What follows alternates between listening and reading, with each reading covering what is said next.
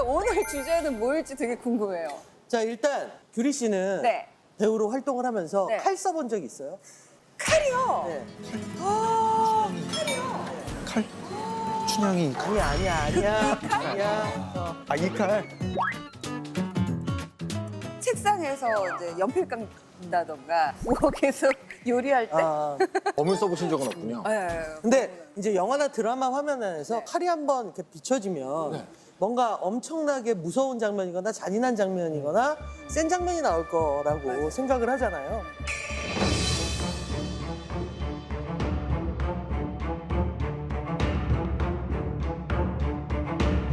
오늘의 이야기의 시작은 칼이 올시다. 아, 칼이군요. 칼. 칼.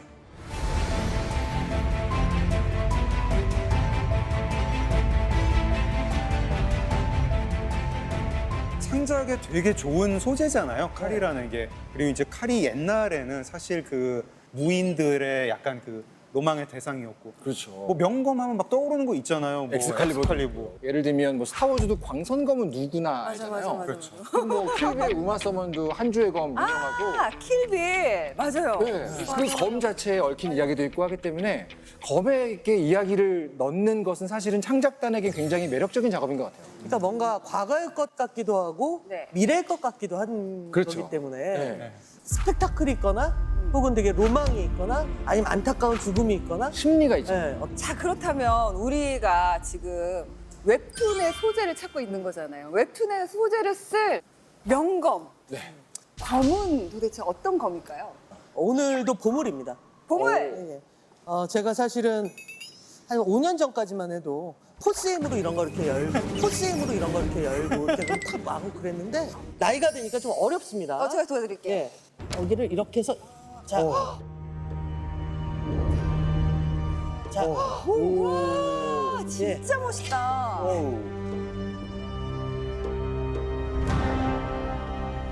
야, 이거 살벌하다. 사실은 이 검은 네. 실제 우리나라 보물 671호로 그 지정되어 있는 유물을 네. 도검 장인이 재현한 거예요. 재현품이군요. 그래서 사진으로 제가 또 준비를 해왔으니까 진품 사진을 보시면 오 하는 느낌이 있어요. 자, 이겁니다. 두구둥.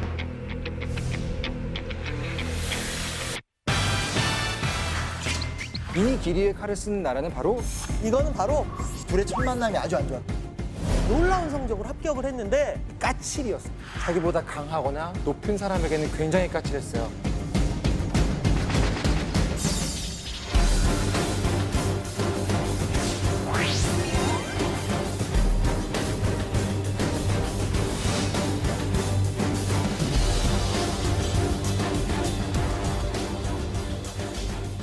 이 검은 네. 사실 임진왜란 때 사용하던 검이에요. 임진왜란이요? 임진왜란 때 사용하던 검인데 네. 과연 누구의 검일까요? 임진왜란 하면은 이순신 장군이죠. 범위가 너무 넓잖아, 이순 씨. 일단 소금기가 없기 때문에 한사람도 있는 거 아니고 아, 착각했다. 얼핏만 보고 소금기.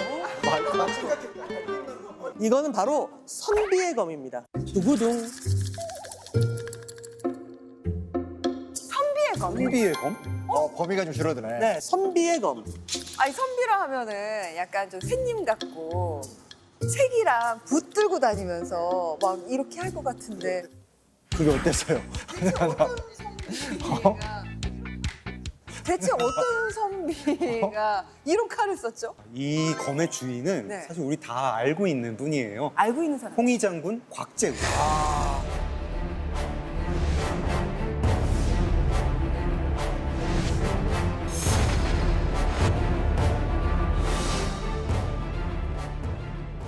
여기서 이제 어라? 하실 분들은 곽재우 장군은 알고 곽재우 장군이 사용했을 법한 칼인데 근데 곽재우 장군이 선비였어? 뭐 요게 조금 놀라실 수 있는데 곽재우 장군은 심지어 문신도 아닌 거죠. 사실은 그 벼슬길에 나가지 않고 네. 의병을 일으킨 분이니까 선비의 칼입니다.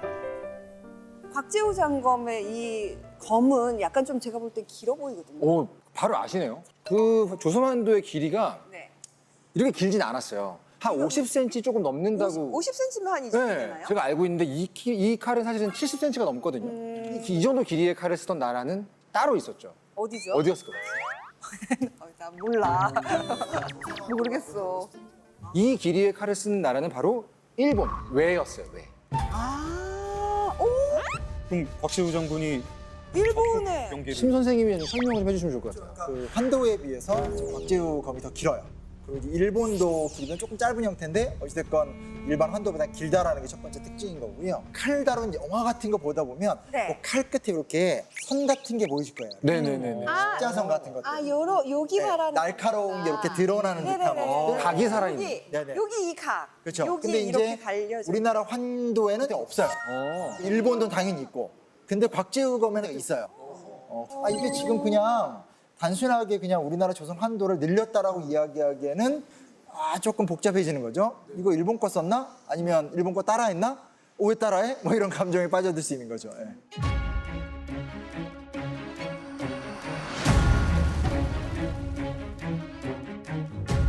사실 이제 여러 가지 근거들이 있기 때문에 학자들의 입장이 갈리고 있는 형편 같아요. 그래서 한쪽 같은 경우는 적과 싸우다가 칼을 노획해서 그걸 사용했다라는 것이 있게 되는 거고, 네, 또 다른 득템이 또 이제 다른 편에서는 득템이 아니라 실제로 이제 그 비슷한 칼을 만들어서 활용했다. 이렇게 이제 보는 제작템. 제작템이죠. 이 진지한 이야기가 득템과 제작템으로 됩니다.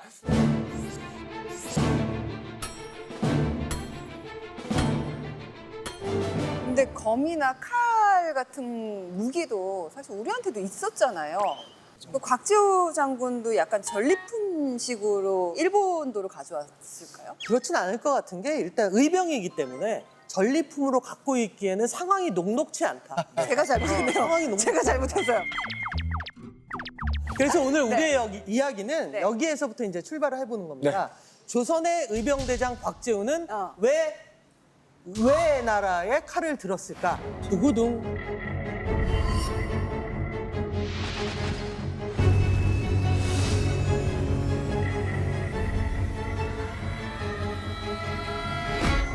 조선군의 1차 무기가 칼이었나요? 그러니까 1차적으로 우리 조선군 혹은 한민족의 부대하면 가장 유명한 건 활이죠. 활. 활이 가장 유명하죠. 싸울 때 어떤 식이냐면 우리나라가 먼저 기병이 앞으로 나가는데 기병의 퍼센트가 한 60%가 활을 들고 나가요. 그래서 타고 나가면서 활을 막 쏴서 적을 막 흩뜨리고 나면 그 이후에 이제 다른 기병 한 40%가 환도를 무장해서 그걸 찌르면서 공격을 하는 형태이기 때문에 활이라는 게 언제나 좀 이렇게 좀 중요한 위치에서 활용이 된 거였던 거죠. 원거리 무기로 활을 사용하고 그 다음에 이제 환도는 근거리 무기로. 맞아요. 아까 이제 규리 씨가 이 장검이 전리품 같다고 했었잖아요. 네. 그러니까 저는 그게 좀 아니라고 생각하는 게 곽재우의 캐릭터에 대해서 좀 알아보니까 뭘 그렇게 자랑하고 과시하는 스타일이 아니라고 그러더라고. 대표적인 일화로 곽재우 장군이 네. 34살의 과거에서 차석을 했다는 얘기가 있어요. 과거에서 차석을 네. 그러니까 수능도 어렵지만 네. 수능보다 훨씬 어려운 시험이기 때문에 여기에서 평균 합격 나이가 이제 한 30대 중반 정도이기 때문에 요 나이 때 이제 된 것도 대단한 거고 근데 그게 차석이다라고 하면 쉽게 말하면 전국 2등한 거예요. 전국에서 전국 2등한 거예요. 그러니까 이건 정말 아주 특별한 인재라고 좀 꼽을 수 있는 사람인 거죠. 그런데 네. 이렇게 차석이라는 놀라운 성적으로 합격을 했는데 갑자기 합격이 취소됩니다. 왜요? 선조가 취소해버려. 선조가요? 네.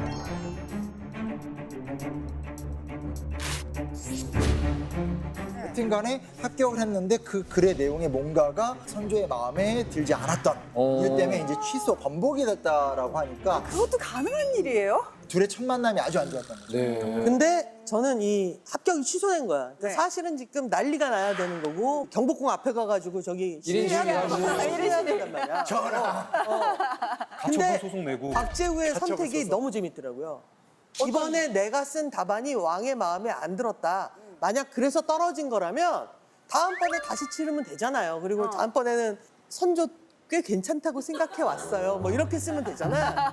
근데 곽재우 장군은 두 번 다시 과거 시험을 보지 않습니다. 단호박이네요. 네. 단호박. 네. 이게 다른 사람한테는 그렇게 할 수 있어도 왕한테 그렇게 하기 쉽지가 않잖아요. 그러니까 그게 사실은 만나본 적 없는 역사 속의 인물이지만 대충 이 사람이 어떤 캐릭터였겠구나라는 걸 우리가 좀 상상해 볼 수 있게 해주는 되게 중요한 일화라고 생각을 했어요. 곽재우 장군은 일종의 까칠이었어요.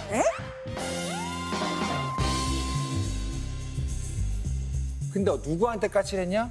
자기보다 강하거나 높은 사람에게는 굉장히 까칠했어요. 아, 강강약약이구나. 그렇죠. 아. 그것도 장점이잖아요. 그렇죠. 곽재우라는 인물의 그 신념.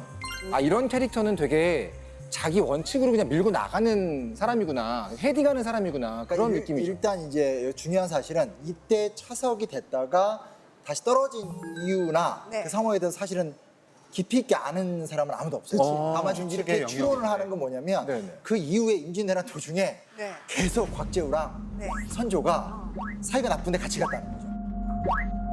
그러니까 선조 입장에서 필요한데 마음에 안 들고 곽재우 입장에서도 선조를 무시하고 활동할 수는 없고 내가 매출을 잘 내는데 자꾸 대드는 거지. 뭐 이런 거야? 이제 곽재우가 딱 전쟁에서 이겨. 그럼 이제 임금님한테 올려야 되잖아. 이겼다고. 저 그때 취소시켰지만 저희 이번에 싸워서 이겼는데요.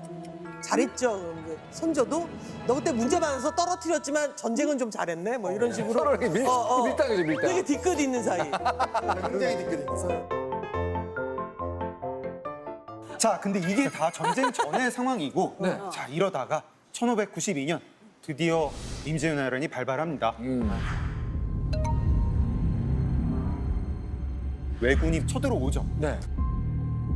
700척의 함대와 18,700명의 대군을 데리고 부산에 와서 그냥 뭐 부산 진성 반나절 만에 그냥 거의 통과하듯이 무너뜨리고 동래성으로 가죠. 동래성이 그 성주가 그 유명한 말 하잖아요. 죽기는 쉬워도 길을 내주기는 어렵다. 죽기는 쉬워도 길을 내주기는 어렵다.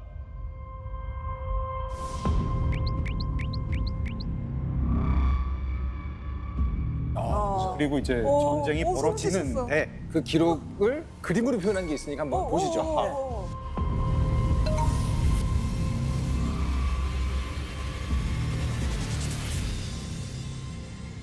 동네 무슨 절도? 동래부 순절 저도 똑같이 읽었는데. 동래부의 순절한 그림 동래 무슨 절도 동네를 무슨 절도를 이제 알았어요. 그래서 이렇게 계시는 거예요. 쾌초를 맡고 계십니다. 동래부 순절도의 그림을 보면 네. 일단 병력 차이가 어마어마합니다.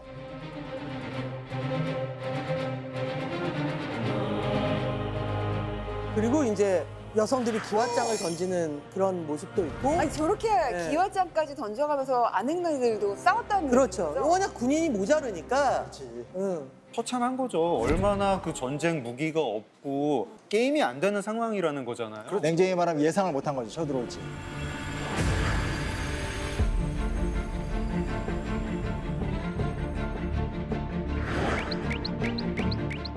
그림에서 지금 보세요. 도망치는 장군이 하나 있죠. 오, 그러네. 이 사람은 이각이에요. 이각이라는 사람은 비겁했구나, 도망갔구나. 그렇죠. 뭐 다 필요 없고 그냥 내 목숨이 제일 중요해. 뭐 이런 뭐 나라고 뭐 체면이 오죽하면 그림에 정확하게 콕 집어서 도망가는 사람을 그려놨겠어요. 이가. 굉장히 화가 났던 거지, 그리는 사람도. 그리는 사람도 화가 났고 이거 보면 다 화가 나죠. 저게 이제 이각을 그린 그림인 건 맞는데 당시의 관료 집단의 수준을 딱 이제 드러내는 모습입니다. 사실은 제가 저 전장의 책임자면 그냥 이제 질서 있는 퇴각 했을 것 같아요. 근데 동래성의 싸움은 그렇게 되지 않았죠. 그렇죠. 동래부사 송상원은 서울 방향으로 이제 사람들이 절을 하고 우리는 끝내 이곳을 지킨다라는 다짐을 하면서 여기서 이제 순절하죠. 송상원 부사는. 그 순절도군요. 아, 저런 거 그래서 보면은 순절도구나. 감동을 받아야 될지 화가 나야 될지 잘 모르겠어요. 막.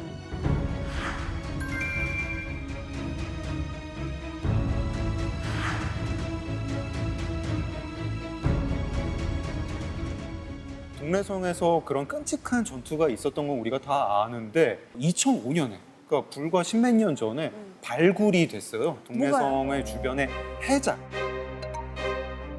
그 당시의 전투가 얼마나 처참하고 끔찍했는지를 알 수 있는 거예요. 네. 대충 이제 뼈를 수습을 해보니까 한 100여 명을 여기서 학살을 했구나. 근데 어떤 이제 여성의 두개골이 나왔는데 네. 절단면이 두 곳이 있었고 보니까 이 여성을 무릎 꿇리게 하고 칼로 내리치고 아주 세게 내리쳤구나. 절단면이 아주 날카로워. 날카롭게 절단면이 돼 있고 그것도 두 번. 거기다 아이 5살 아이인데 총을 맞은 조총을 맞은 흔적이 있는 그런 뼈 아이한테까지. 아이한테까지 이거를 발굴을 한 이제 발굴팀이 나중에 발굴을 마치고 제사를 지냈다고 해요. 진원제를 지냈는데 하도 그 현장이 끔찍하니까 학예사 분이 이제 제사를 지내면서 우셨다고 합니다. 그 정도까지. 네.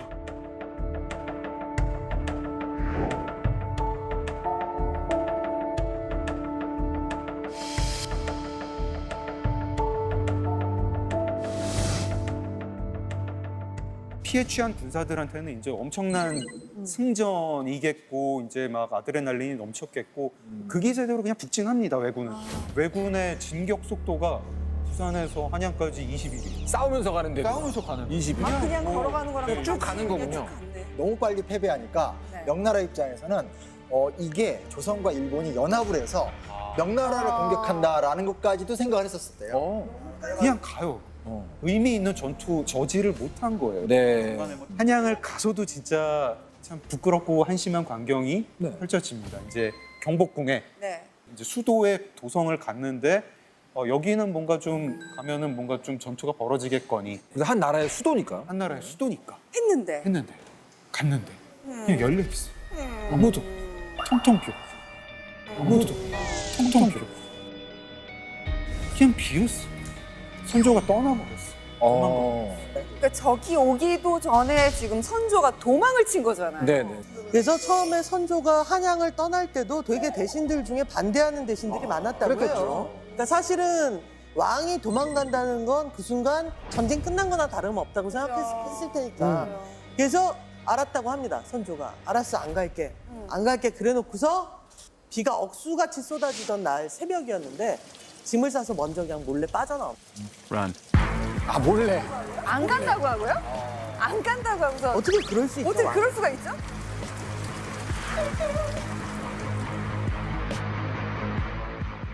좀 선조의 캐릭터하고도 좀 상관이 있는 것 같아요.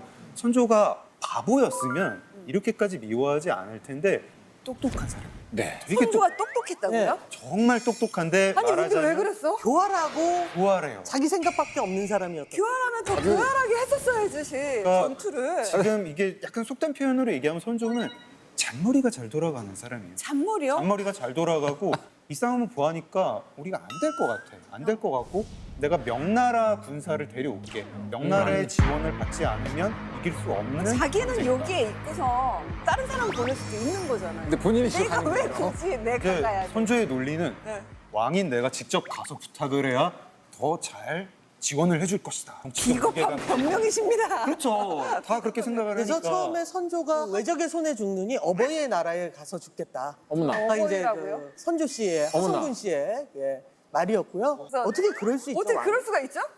아니 그냥 묻는 거야. 물어본 거야. 물어본 거야. 저도 물어본 거야. 저도 그럴 수. 하성군 왜 그랬어? 좋아. 이렇게 간다면 내가 선조 편이 되겠어요. 오케이.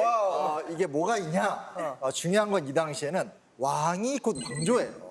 그러니까 중요한 건 왕이 잡히면 이 전쟁이 끝나기 때문에 선조는 어찌됐건 자기 자신을 보존하는 것이 좀 중요한 문제였다라는 거. 어허. 이건 조금 이해를 해줬으면 좋겠다라는 생각을 좀 내가 말하면서도 좀 그때 당시에 선조가 도망치는 속도가 얼마나 빨랐냐면 실록의 기록을 보면 선조가 하루에 많게는 140리를 가요.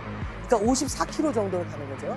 그래서 평균적으로 하루에 100리, 40km 정도를 갔으니까 실제 역사 속에서 보면 왕이 잡히는 순간 전쟁이 끝나는 그렇죠. 경우가 많았기 맞아요. 때문에 맞아요. 정말 바보 같은 결정이라고만 할 수도 없어요. 맞아요. 그러면 왕은 선조는 편안하게 이제 한양을 떠날 수 있었나요? 한양도 그렇고 평양도 그렇고 떠날 때 막 류성룡 같은 사람들이 울면서 말리고 하는 일들이 계속 있었고요.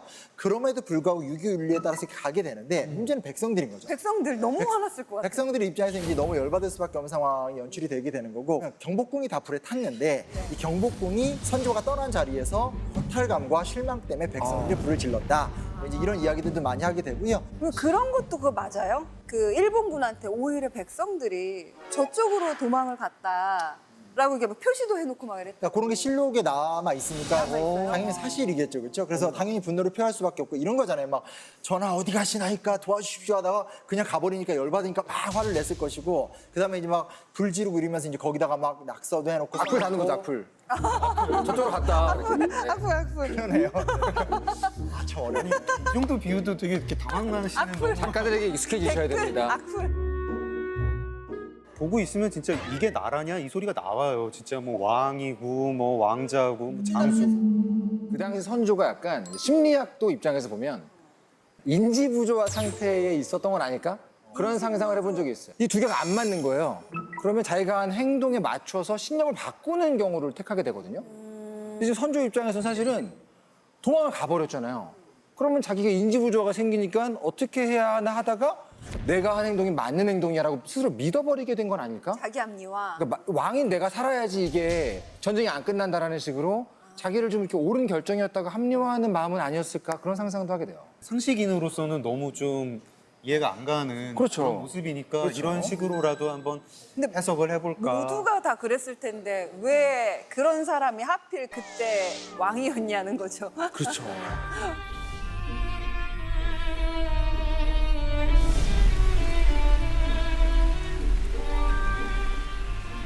조선에도 군대가 있었을 거 아니에요. 근데 아무리 그때 가지고 있었던 모든 시스템적인 문제들을 가지고 있다고 해도 네. 그게 그 한순간에 다 드러나는 데는 무언가 이유가 있었지 않았을까 하는 생각이 그게 드는데. 사실은 그렇게 숫자 차이는 없었어요. 당시에 왜군 병력이 한 16만이고 조선 병력이 13만 5천 정도라고 이제 알려져 있거든요. 그러니까 숫자를 놓고 보면 방어하는 입장에서 그렇게 적은 숫자는 아니에요. 비슷했어요. 근데 중요한 차이가 뭐가 있었냐면 그 병사들의 퀄리티 차이가 있었다고 알려져 있어요. 아. 왜냐하면 임진왜란 전까지 거의 100년 동안 일본은 계속 전란의 연속이었어요. 끊임없이 전투를 치르던 병사들이 이 조선으로 쳐들어온 거기 때문에 이 병사들 개개인의 퀄리티 차이, 훈련도 차이가 있었던 거죠.